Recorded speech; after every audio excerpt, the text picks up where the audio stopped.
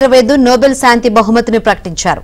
వెనిజులాకు చెందిన మహిళ మారియా కోరినా మచాడోకు నోబెల్ శాంతి బహుమతి ప్రకటించారు. ప్రజల హక్కుల కోసం పోరాడినందుకు మారియాకు నోబెల్ బహుమతి ఇస్తున్నట్లు నిర్వాహకులు తెలిపారు.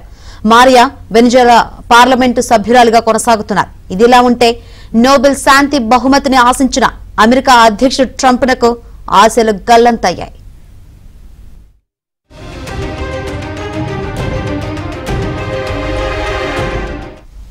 2025 నోబెల్ శాంతి బహుమతిని ప్రకటించారు.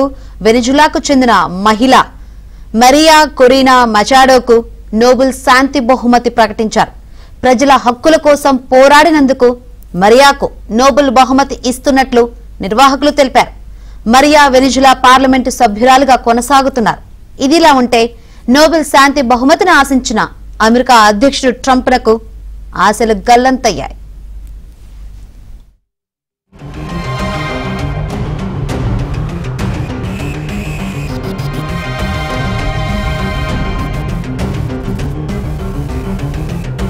మచాడోకు నోబెల్ శాంతి బహుమతి ప్రకటించారు.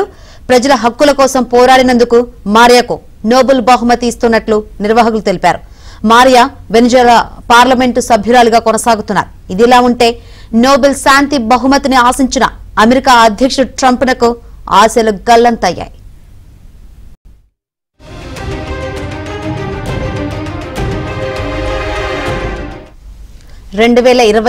నోబెల్ శాంతి బహుమతిని ప్రకటించారు. వెనిజులాకు చెందిన మహిళ మరియా కొరీనా మచాడోకు నోబెల్ శాంతి బహుమతి ప్రకటించారు.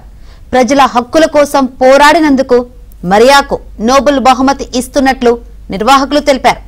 మరియా వెనిజులా పార్లమెంటు సభ్యురాలుగా కొనసాగుతున్నారు. ఇదిలా ఉంటే నోబెల్ శాంతి బహుమతిని ఆశించిన అమెరికా అధ్యక్షుడు ట్రంప్నకు ఆశలు గల్లంతయ్యాయి.